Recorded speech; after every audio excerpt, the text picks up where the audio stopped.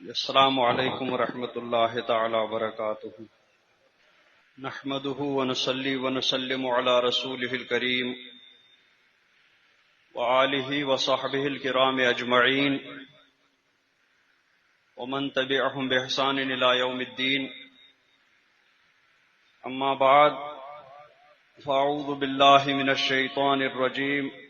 بسم اللہ الرحمن الرحیم وَلَكُمْ فِي الْأَرْضِ مُسْتَقَرٌّ وَمَتَاعٌ إِلَىٰ حِينٍ صدق اللہ مولانا العظیم وبلغنا رسولہ النبی الامین الکریم ونحن على ذلك لمن الشاہدین والشاکرین والحمد للہ رب العالمین۔ آئیے سب سے پہلے اپنے آقا مولا تاجدار مدینہ صلی اللہ تعالی علیہ وسلم کی بارگاہ بے کس پناہ میں درود شریف کا نذرانہ پیش کریں، پڑھیں بآواز بلند اللہم صل علی سیدنا محمد وعلى آل سیدنا محمد واصحاب سیدنا محمد وبارک وسلم علیہم۔ ایک بار اور پڑھ لیں اللہم صل علی سیدنا محمد وعلى آل سیدنا محمد واصحاب سیدنا محمد وبارک وسلم علیہم۔ ایک بار اور اللہم صل علی سیدنا محمد وعلى آل سیدنا محمد واصحاب سیدنا محمد وبارک وسلم علیہم۔ حضرات گرامی، میں نے جس آیت کریمہ کی تلاوت کا شرف حاصل کیا اس میں اللہ رب العزت ارشاد فرماتا ہے کہ وَلَكُمْ فِي الْأَرْضِ مُسْتَقَرٌّ وَمَتَاعٌ إِلَىٰ حِينٍ، یعنی حضرت آدم علیہ السلام اور حضرت حوا رضی اللہ تعالی عنہا کو جب اللہ تبارک و تعالی نے اس روئے زمین پر بھیجا تو بھیجتے وقت یہ ارشاد فرمایا کہ تم زمین پر ہمیشہ رہنے کے لیے نہیں بھیجے جا رہے ہو، بلکہ وَلَكُمْ فِي الْأَرْضِ مُسْتَقَرٌّ وَمَتَاعٌ إِلَىٰ حِينٍ، تمہارے لیے زمین میں ایک مقررہ وقت تک، ایک مختصر وقت تک رہنا اور برتنا ہے، یہاں کی چیزوں سے نفع اٹھانا ہے۔ تو گویا اس زمین میں ہماری عمر کتنی بھی ہوگی بہت مختصر ہے۔ پہلے تو 1000 سال تک بھی ہوتی تھی، لیکن پھر سمٹ کر کے 100 سال کے اندر، اور اب عموماً 70-80 تک اس کی مدت پہنچ گئی ہے۔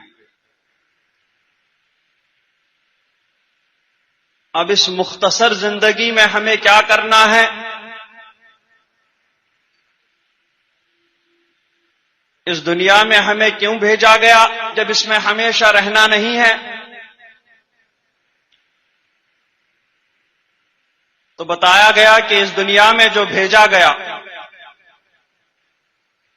وہ صرف اللہ رب العزت کی عبادت کے لیے، اس کی رضا اور خوشنودی حاصل کرنے کے لیے اس روئے زمین پر بھیجا گیا ہے۔ تو یہاں اس زندگی کا جو بھی لمحہ ہمیں ملے، اس لمحے میں ہمیں یہی کوشش رہنی چاہیے کہ ہم ایسا کام کریں جس سے اللہ اور رسول راضی ہو جائیں، ان کی خوشنودی اور رضامندی ہمیں حاصل ہو جائے۔ ہم زندگی کے ہر اس لمحے سے پناہ مانگے جس لمحے میں العیاذ باللہ ہمیں اللہ اور رسول کی ناراضی حاصل ہو جائے۔ موت کی تمنا تو شریعت میں ناجائز و ممنوع ہے، لیکن اگر آدمی پر ایسی حالت ہو جائے، ایسا وقت آ جائے کہ اسے لگے کہ میں کہیں اللہ اور رسول کی نافرمانی کا مرتکب نہ ہو جاؤں، میں ایمان سے ہاتھ نہ دھو بیٹھوں، تو اس وقت شریعت نے اسے ایک دعا کرنے کی اجازت دی ہے کہ وہ پروردگار سے دعا مانگے کہ پروردگار اگر یہ زندگی میرے لیے بہتر ہے، اس زندگی میں صرف وہی کام کروں جس سے تیری رضا اور خوشنودی حاصل ہو جائے، تو میری زندگی میں برکت عطا فرما، مجھے زندہ رکھ۔ لیکن اگر موت میرے لیے بہتر ہے، اس زندگی میں میرے لیے کوئی بہتری نہیں، تو اے پروردگار عالم مجھے موت عطا فرما۔ تو زندگی کے ہر اس لمحے سے پناہ مانگے کہ جو لمحہ اللہ اور رسول کی نافرمانی میں گزرنے کا اندیشہ ہو۔ اب اس مختصر زندگی میں وہ کون سے کام ہیں کہ جن سے ہمیں اللہ اور رسول کی رضا اور خوشنودی حاصل ہو جائے؟ وہ کام خود اللہ اور رسول نے فرمائے ہیں، شریعت مطہرہ نے ان کو تفصیل سے ارشاد فرمایا ہے۔ وہ عبادتیں ہیں، معاملات ہیں، عقود ہیں، اور بہت سارے کام جن کو اللہ تبارک و تعالی نے اپنے کلام پاک میں اور سرکار نے اپنی احادیث مبارکہ میں اور پھر قرآن و حدیث کی روشنی میں بزرگان دین نے، علماء ربانیین نے بہت تفصیل سے اپنی کتابوں میں بیان فرمایا ہے۔ اس مختصر زندگی میں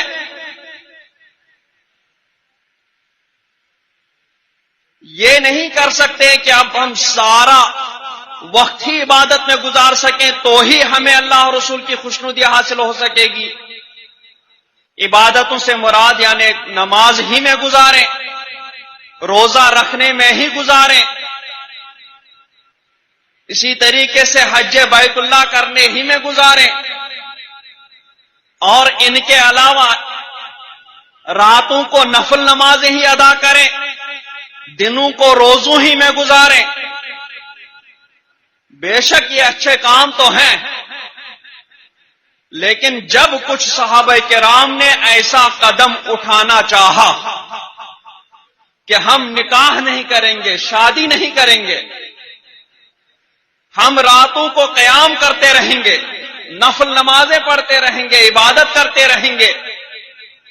ہم دنوں میں صرف روزے ہی رکھیں گے، ہمیشہ ہمیش کے لیے ہم ایسا ہی کریں گے، اور سرکار کو صحابہ کرام کے اس قدم کی خبر ہوئی تو سرکار ان صحابہ کے پاس آئے جن میں حضرت عبداللہ ابن عمرو ابن عاص وغیرہ بھی شامل تھے،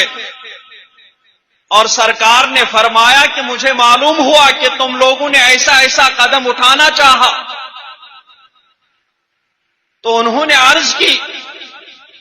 ہاں یا رسول اللہ صلی اللہ تعالی علیہ وسلم، ہم نے ایسا سوچا ہے۔ تو سرکار نے فرمایا اگر تم لوگوں نے ایسا قدم اٹھانے کی سوچی، اٹھانے کا خیال کیا تو یہ خیال چھوڑ دو، کیونکہ میں بھی اللہ کا بندہ ہوں، لیکن میں روزہ بھی رکھتا ہوں، افطار بھی کرتا ہوں، رات کو اللہ رب العزت کی عبادت کے لیے جاگتا بھی ہوں اور پھر سوتا بھی ہوں، اسی طریقے سے روزہ بھی رکھتا ہوں، کھانا پینا وغیرہ بھی کھاتا ہوں، اور اسی طریقے سے نکاح بھی کرتا ہوں۔ اس طریقے سے سرکار نے اور بھی افعال گنائے اور پھر فرمایا کہ جو میرے طریقے پر چلے گا، میری سنت پر چلے گا، وہی مجھ سے ہے، اور فمن رغب عن سنتی فلیس منی، جو میری سنت سے رغبت کرے گا، ہٹے گا، وہ مجھ سے نہیں ہے۔ اسی کو النکاح من سنتی، وہ دوسری حدیث پاک کا ٹکڑا ہے، اور فمن رغب عن سنتی فلیس منی دوسری حدیث پاک کا ٹکڑا ہے، لیکن اس کو ملا کر کے بیان کیا جاتا ہے النکاح من سنتی فمن رغب عن سنتی فلیس منی۔ تو اب سوال پیدا ہوتا ہے کہ نکاح کرے گا تو کیا وہ اللہ تبارک و تعالیٰ کے راستے سے دور ہو گیا، دنیا میں مشغول ہوا؟ نہیں ہوا۔ اگر آدمی سو گیا تو کیا وہ اللہ تبارک و تعالیٰ کے بتائے ہوئے راستے سے ہٹ گیا، دنیا میں مشغول ہوا؟ نہیں ہوا، کیونکہ اللہ تبارک و تعالیٰ ہی نے انسان کو بنایا ہے، اور اس کو پتا ہے کہ اس نے انسان میں کیسی کیسی صلاحیتیں اور کیسی کیسی کمزوریاں رکھی، کیسی کیسی خواہشات رکھی۔ ان کمزوریوں کو دور کرنے کے لیے، ان خواہشات کو پورا کرنے کے لیے اس نے ان کا پورا خیال رکھا اور ان کو شرعی طریقے پر بیان فرمایا کہ تم اگر ان خواہشات کو پورا کرنا ہی چاہتے ہو تو اس طریقے پر کرو جس طریقے سے شریعت تمہیں بتا رہی ہے۔ نکاح بھی کرو، شریعت کے طریقے پر کرو، یہ سمجھ کر کے کرو، تمہاری خواہش تو نکاح کرتے ہی پوری بھی ہو جائے گی، لیکن یہ سمجھ کر کے کرو گے کہ ہم نکاح کر کے اللہ اور اس کے رسول کی حکم کی پیروی کر رہے ہیں، نکاح کر کے ہم کوئی خلاف شرع قدم اٹھانے سے اپنے آپ کو بچائیں گے، نکاح کر کے ہم اللہ اور رسول کی نافرمانی سے بچیں گے۔ تو یہی نکاح جس سے ہماری نفسانی خواہش بھی پوری ہو رہی ہے، لیکن اگر یہی نکاح ہم ان نیتوں کے ساتھ کریں گے تو اس کے ساتھ ساتھ ہمیں اللہ اور رسول کی رضا اور خوشنودی بھی حاصل ہوگی، اجر و ثواب بھی مل جائے گا۔ کھانا اگر کھائیں گے تو ہماری بھوک تو کھانا کھاتے ہی مٹ جائے گی، لیکن اگر ہم اللہ اور رسول کا حکم سمجھ کر کے کھانا کھائیں گے، کلو واشربو پر عمل کر کے کھانا کھائیں گے، اور پھر یہ نیت کریں گے کہ اس سے ہمیں اللہ اور رسول کی فرما برداری کرنے میں، اللہ کی عبادت کرنے میں ہمیں طاقت ملے گی بدن میں، تو ہماری بھوک تو کھانا کھانے سے ہی مٹ جائے گی، لیکن اس کے ساتھ ساتھ ہمیں اللہ اور رسول کے حکم پر عمل کرنے میں اجر و ثواب بھی ملے گا اور اس کی خوشنودی اور رضامندی بھی حاصل ہو جائے گی۔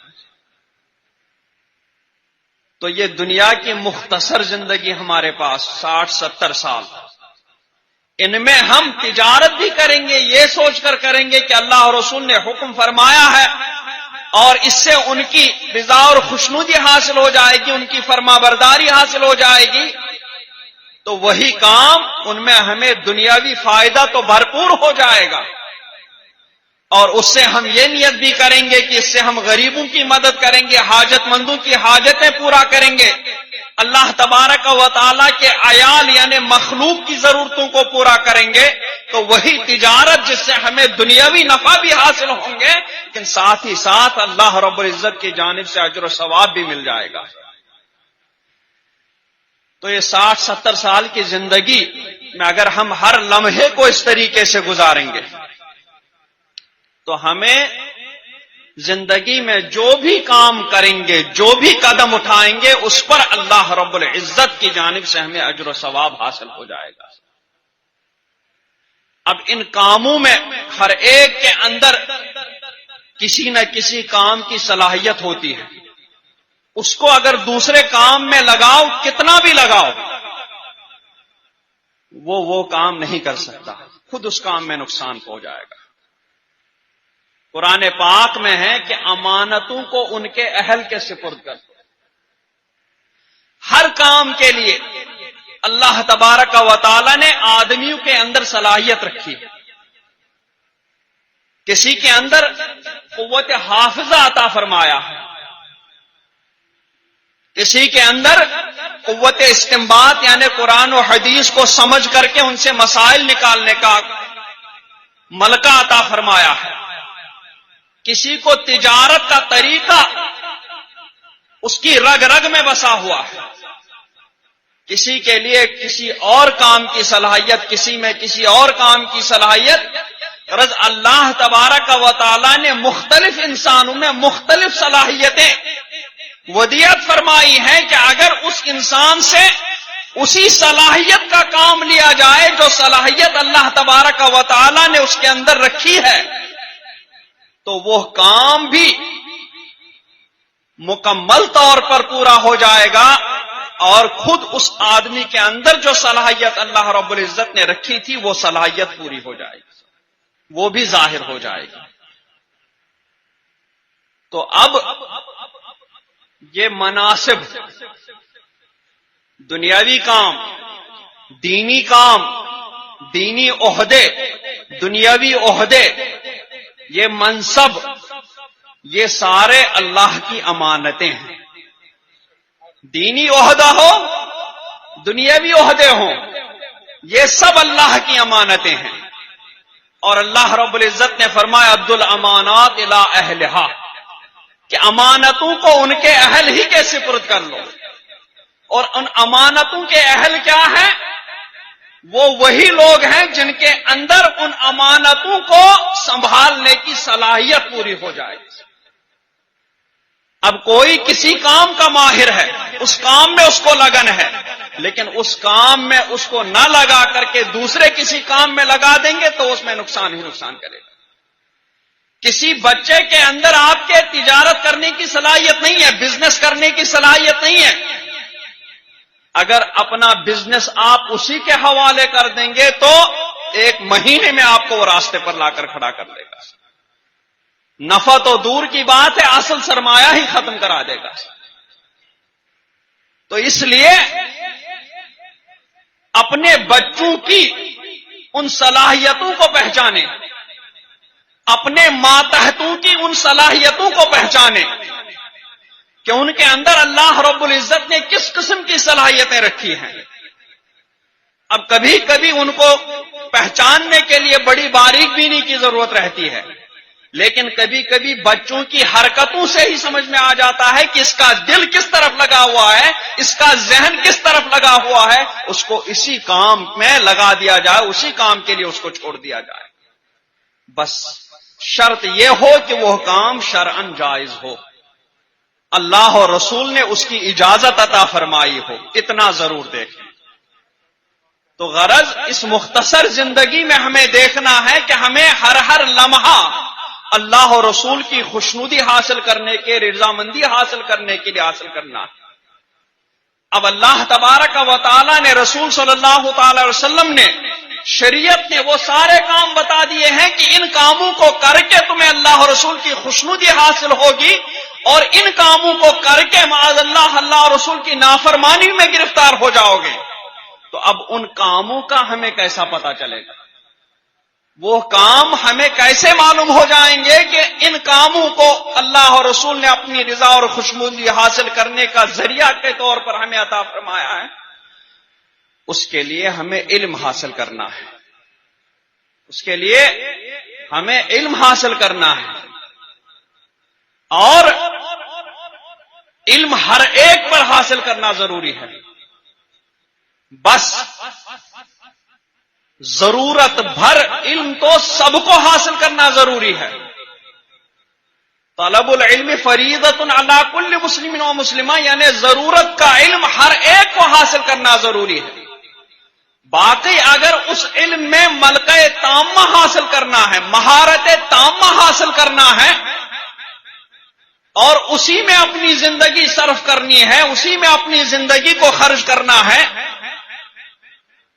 تو اس میں اللہ اور رسول نے فرمایا کہ اس میں سب کو مشغول ہونے کی حاجت نہیں ہے، بلکہ اس کے لیے ایک جماعت کافی ہے۔ اس میں یہ ہے کہ تم میں سے ایک جماعت اس کے لیے کھڑی ہو جائے اور وہ جماعت علم حاصل کر کے اپنے علاقے میں لوٹ کر کے اس علم کو پھیلائے۔ نماز ہر ایک کو پڑھنی ہے، 5 وقتہ پڑھنی ہے، تو نماز کے مسائل ہر ایک کو جاننے ضروری ہے۔ روزہ ہر ایک کو رکھنا ہے، تو روزے کے ضروری مسائل ہر ایک کو جاننا ضروری ہے۔ زکوٰۃ صاحب نصاب کو ادا کرنی ہے، تو زکوٰۃ کے ضروری مسائل اس کو جاننا ضروری ہے۔ حج کے لیے جانا ہے، حج کے ضروری مسائل حج ادا کرنے والے کے لیے جاننا ضروری ہے۔ تو یہ جو عبادتیں، ریاضتیں ہمارے اوپر فرض و واجب اور سنتیں ہیں، ان کا ضروری مسائل کا علم ہم میں سے ہر ایک کو حاصل کرنا ضروری ہے، لیکن ان کی گہرائی میں جانا اور ان میں باریک مسائل کو حاصل کرنا، ان کے بارے میں لکھی گئی کتابوں کو حاصل کرنا، پھر مختلف علماء اور مشائخ کے پاس جا کر کے ان سے علم حاصل کرنا، اس کے لیے سب کو مشغول ہونے کی ضرورت نہیں ہے، کیونکہ سب اگر اسی میں مشغول ہو جائیں گے تو دنیا کا جو نظام ہے وہ ٹھپ ہو کر کے رہ جائے گا۔ پھر تجارت کیسے چلے گی، نسلیں کیسے آگے بڑھیں گی، اور یہ روزمرہ کی زندگی مشکل ہو جائے گی۔ اس لیے صرف ایک جماعت کافی ہے جو اتنا علم حاصل کرے، وہ مہارت تامہ حاصل کرے۔ تو ہمیں اپنے قیمتی لمحات میں اگر اللہ اور رسول کی خوشنودی حاصل کرنی ہے تو سب سے پہلے اپنی نیت صاف کر کے ہمیں علم حاصل کرنے میں لگنا ہے، اور اس کے بعد جب ہمیں علم حاصل ہوگا تو ہی پھر آگے کی عبادتیں اور ریاضتیں ہمیں کرنے میں آسانی ہوگی، اور ہم اسی طریقے پر ان کو ادا کر سکیں گے جس طریقے پر اللہ اور رسول نے ارشاد فرمایا۔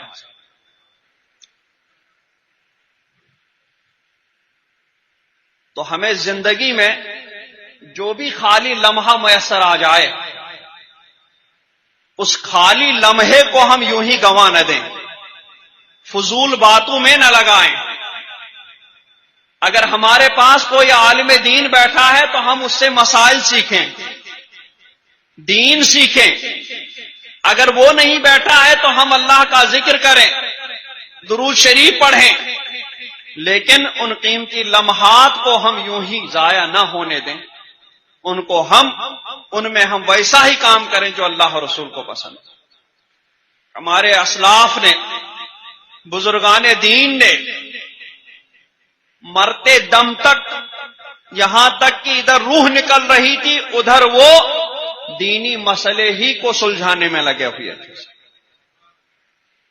حضرت امام ابو یوسف جو دنیا اسلام کے سب سے پہلے قاضی القضات ہیں، ان کو قاضی قضات العالم کہا گیا ہے۔ ساری سلطنت اسلامیہ جس کی حدیں کہاں سے کہاں تک تھی، اس ساری سلطنت اسلامیہ کے پہلے قاضی القضات وہ حضرت سیدنا امام ابو یوسف رضی اللہ تعالیٰ عنہ، جو شاگرد ہیں حضرت سیدنا امام اعظم ابو حنیفہ رضی اللہ تبارک و تعالیٰ عنہ کے۔ وہ امام ابو یوسف وہ بھی اس جماعت میں تھے جو جماعت علم حاصل کرنے کے لیے اپنا سب کچھ چھوڑ کر کے اسی میں لگے ہوئے تھے۔ وہ امام اعظم رضی اللہ تبارک و تعالی عنہ کے ساتھ 17 سال یا 29 سال وہ ان کی صحبت بابرکت میں رہے، اور اتنا رہے کہ وہاں سے ہٹتے ہی نہیں تھے۔ اتنے سالوں تک انہوں نے عید الفطر کی نماز ہو، چاہے عید الاضحیٰ کی نماز ہو، چاہے جمعہ کی نماز ہو، چاہے فجر کی نماز ہو،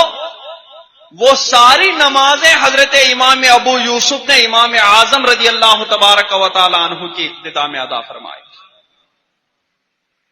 اور وہاں سے وہ ہٹتے ہی نہیں تھے، یہاں تک کہ ان کے ایک فرزند کا انتقال بھی ہو گیا ان کے گاؤں میں، لیکن اس فرزند کو کفن دفن کرنے کا معاملہ انہوں نے اپنے ہمسایوں کے سپرد کر لیا۔ وہاں نہیں گئے اپنے بچے کو دیکھنے کے لیے، اپنے بچے کے آخری دیدار کے لیے بھی نہیں گئے، اور یہ فرما گئے کہ مجھے اگر بچے کی میت میں جانے کی وجہ سے ادھر امام اعظم رضی اللہ تبارک و تعالی عنہ کی مجلس کا ایک حصہ بھی فوت ہو جاتا اور اس میں شریک نہ ہو پاتا تو ہمیشہ کے لیے یہ بات میرے لیے دل میں کھلبلی مچا کے رکھتی، یہ بات میرے لیے افسوسناک ہوتی کہ میں نے امام اعظم کی اس مجلس میں حصہ نہیں لیا، اس مجلس میں پتہ نہیں امام اعظم نے کون سے علم کے سمندر بہا دیے۔ تو اتنا وہ علم میں لگے ہوئے تھے۔ اور وہی امام ابو یوسف رضی اللہ تبارک و تعالی عنہ جب ان کا انتقال ہو رہا تھا، وصال ہو رہا تھا، تو ان کے ایک شارد فرماتے ہیں کہ میں وصال سے اس ٹائم کے مطابق 5-6 منٹ پہلے پہنچا ان کی بارگاہ میں عیادت کے لیے۔ وہاں پہنچا تو امام ابو یوسف رضی اللہ تبارک و تعالی عنہ کی سانسیں رک رہی تھی، بند ہو رہی تھی، نزع کا وقت تھا، لیکن اس حالت میں بھی حضرت امام ابو یوسف رضی اللہ تبارک و تعالی عنہ نے ارشاد فرمایا کہ فلاں، مجھے مخاطب کرتے ہوئے، تم اس مسئلے کے بارے میں کیا کہتے ہو کہ رمی جمار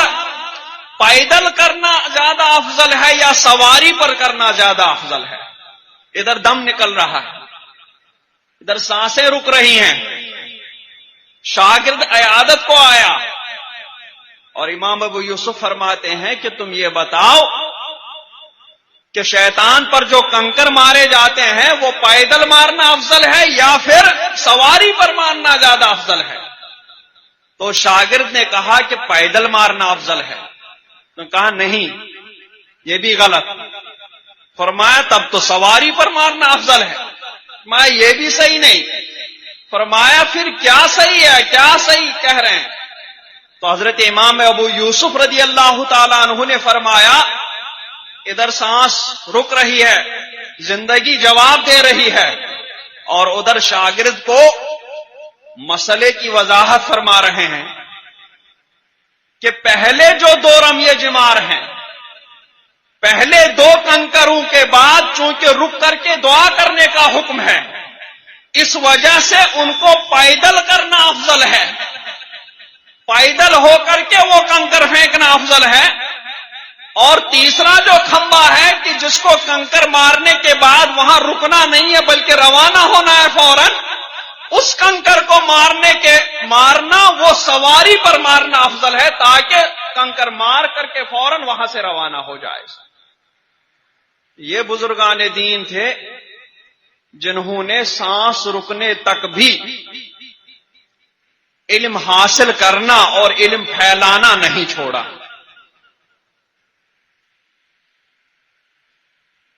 اس طرح کے بے شمار مثالیں ہیں۔ یہ لوگ فضول باتوں میں اپنا وقت گزارتے ہی نہیں تھے۔ مشہور امام ہے امام ابن جوزی، انہوں نے عصر کے بعد کا وقت، عصر سے مغرب تک جو ملاقات کرنے والے لوگ ہوا کرتے تھے ان کے لیے رکھا تھا، لیکن اس وقت میں بھی وہ صرف ان سے باتیں نہیں کرتے تھے، بیٹھ کر کے ملاقات کرنے والوں سے باتیں کر لیں، بلکہ اس دوران بھی وہ جو رات بھر اور دن بھر انہیں کتاب لکھنی ہوتی تھی، اس کتاب کو لکھنے کے لیے وہ اتنی دیر میں جتنی دیر تک ملاقاتوں کا وقت ہوتا تھا اس کے لیے وہ قلم کو تراشتے تھے اور قلم کی نوک پلک سیدھی کرتے تھے تاکہ اس کے بعد لکھنے کے دوران میں یہ کام نہ کرنا پڑے، یہ کام میں ان ملاقاتوں سے ملاقات کے وقت ہی کر لوں سکتا۔ اور اتنا گزارا کہ ایک اور بزرگ کے بارے میں آیا ہے کہ اس نے اپنے قلم سے، آج کل تو بس بٹن دبا دیا کمپیوٹر سے کتاب تیار ہو گئی، اس وقت تو قلم کو تراش کر کے پھر دوات سامنے رکھ کر کے پھر اگر کاغذ ملے تو وہ بھی موٹے گاڑے کاغذ رہتے تھے، ورنہ درختوں کے پتوں پر، درختوں کی چھالوں پر کتابیں لکھی جاتی تھی۔ تو انہوں نے اتنے قلم تراشے، اتنی کتابیں لکھی کہ ان کتابوں کے لیے اتنے قلم تراشے کہ ان کے غسل کے لیے، انتقال کے بعد ان کے غسل کے لیے جب پانی گرم کرنا پڑا تو اتنے قلموں کا برادہ ہی جمع ہو گیا تھا کہ اسی کو جلا کر کے ان کے غسل کے پانی کو گرم کرنے کے لیے استعمال کیا گیا۔ یہ بزرگان دین تھے جو اپنے ہر لمحے کو، یہ کھاتے بھی تب تھے جب انہیں بھوک پریشان کرنے لگتی تھی اور پڑھنے لکھنے میں، پڑھانے میں انہیں ڈسٹرب ہونے لگتا تھا، تب یہ تھوڑے بہت نوالے کھا لیتے تھے، پھر جب محسوس کرتے تھے طاقت آ گئی پھر کھانا چھوڑ کر کے پھر لگ جاتے تھے پڑھنے پڑھانے۔ سوتے بھی تب تھے جب نیند پر غلبہ ہو جاتا تھا، آنکھیں بند ہوتی تھی، کسی طور آنکھیں کھلی نہیں رہ پاتی تھی، تب جا کر کے یہ لوگ تھوڑی دیر کے لیے سوتے تھے، پھر جو ہی آنکھ کھلتی تھی پھر فوراً لگ جاتے تھے۔ یہ ان بزرگان دین کا عالم تھا۔ اب ایسی مثالیں اسلاف میں تو بے شمار ہیں، ان کا تو شمار ہی نہیں ہے، اور اخلاق میں، موجودین میں ان کی باتیں تو ہم کتابوں میں ہی پڑھنے۔ وہ لوگ بھی بعض کے بارے میں آیا ہے کہ وہ ایک دن میں اسی قلم دوات سے 40 صفحات لکھتے تھے روزانہ کے، یعنی اپنی زندگی کے اتنے سال گزارے تو روزانہ کا ایک معیار ان کا رہتا، روزانہ 40 صفحات وہ تصنیف فرماتے تھے۔ ایک کتاب 20 30 ہزار صفحات کی رہا کرتی تھی۔ اور اسی طریقے سے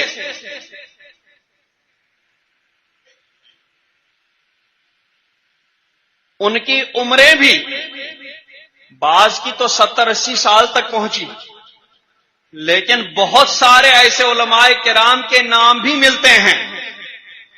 جو مشہور و معروف ہیں، لیکن ان کی عمریں 40-45 سے تجاوز نہیں کی، 40-45 میں جا کر ہی ان کا وصال ہو گیا۔ تو عمر 40-45 سے زیادہ نہیں ہوئی، لیکن ان کا جب ہم کام دیکھتے ہیں، آج اسی کام کو صاف کرنے کے لیے، لوگوں تک پہنچانے کے لیے 40-45 نہیں بلکہ کئی 100 سال چاہیے ان کے کاموں کو صاف کر کے لوگوں تک پہنچانے کے لیے۔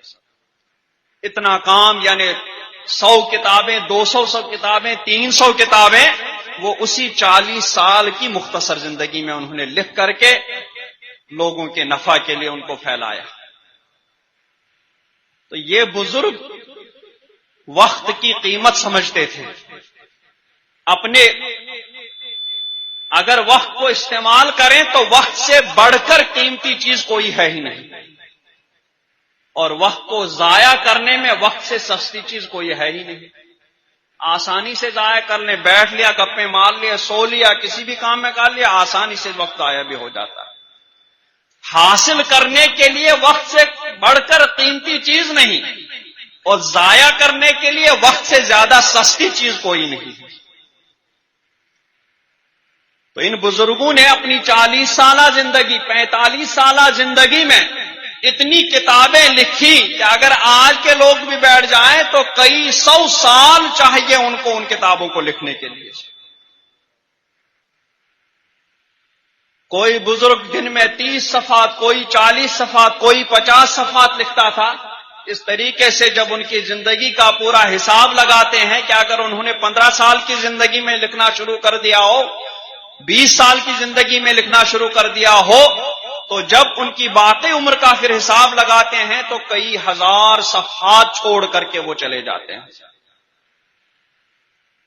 اور ماضی قریب میں اعلی حضرت علیہ رحمت و رضوان کہ عمر مبارک کا جب حساب لگایا گیا تو 13 سال کی عمر مبارک میں اعلی حضرت نے علوم و فنون کی تکمیل فرمائی، اور اس کے بعد 63 برس کی عمر شریف میں وصال ہوا، تو 13 سے 63 تک یعنی 50 سال کی عمر شریف اعلی حضرت نے لکھنے پڑھنے میں گزاری۔ اور علماء نے فرمایا اپنے اندازے کے مطابق کہ اعلی حضرت کی تصنیفات کا، تحریرات کا جب اندازہ لگایا گیا تو کم از کم و بیش 63 صفحات کے معیار پر اعلی حضرت کی روزانہ کی تحریر ہوا کرتی تھی، یعنی ایک دن میں کم سے کم اعلی حضرت 63 صفحات تحریر فرمایا کرتے تھے۔ اب 50 کو اگر 63 سے ضرب دیں گے تو وہ کئی ہزار سے بھی بڑھ کر کے پہنچ جائیں گے، اور پھر اعلی حضرت علیہ رحمت و رضوان کی تحریرات کا تو معاملہ یہ ہے کہ جب آدمی لکھنا شروع کرتا ہے تو شروع کی تحریریں کچھ کچی رہتی ہیں، پختہ نہیں رہتی، اور جب وہ پھر کئی سال لگاتار لکھتا رہتا ہے تب جا کر کے وہ منجھا ہوا کاتب بن جاتا ہے، اس کی تحریروں میں پختگی آ جاتی ہے۔ جیسے شروع میں آدمی تقریر کرنے لگے تو شروع میں اس میں پختگی نہیں ہوتی، اس کی تقریروں میں وہ پختگی نہیں ہوتی، جو کئی سال تقریر کرنے کے بعد پھر اس کی تقریروں میں پختگی آ جاتی ہے۔ لیکن اعلی حضرت علیہ رحمت و رضوان کی جب تحریروں کا حساب لگاتے ہیں تو آپ کی تحریروں میں پتہ نہیں چلتا ہے، اگر تاریخ وہاں پر نہ لکھی ہو تو پتہ ہی نہیں چلتا ہے کہ اس تحریر کو اعلی حضرت نے 60 سال کے بعد فرمایا ہے یا پھر یہ 13-14 سال کی عمر میں تحریر فرمایا ہے۔ جو پختگی 60 سال کی 50 سال کی تحریروں میں ملتی ہے وہی پختگی اعلی حضرت کی تحریروں کی 14-15 برس کی تحریروں میں بھی وہی پختگی نظر آتی ہے۔ اور جو علم کا فیضان اعلی حضرت کی 40-50 سال کے بعد کی کتابوں میں ملتا ہے وہی علم کی باریکیاں، وہی علم کے نکتے، وہی علمی فیضان اعلی حضرت کی 14-15 سال کی تحریروں میں تصانیف میں بھی ویسے ہی علم کے دریا بہتے ہوئے نظر آتے ہیں، علم کا فیضان جاری ہوتا نظر آتا ہے۔ اور آج جن کا عرس مقدس ہے حضور تاج الشریعہ، یہ اعلی حضرت علیہ رحمت رضوان کی اسی حیات جمیلہ کا، اسی حیات طیبہ کا عکس جمیل ہے۔ انہوں نے بھی اپنی زندگی کے ان قیمتی لمحات کو اسی طریقے سے صرف کیا ہے جس طریقے سے اللہ رب العزت اور سرکار نے اور شریعت نے حکم فرمایا۔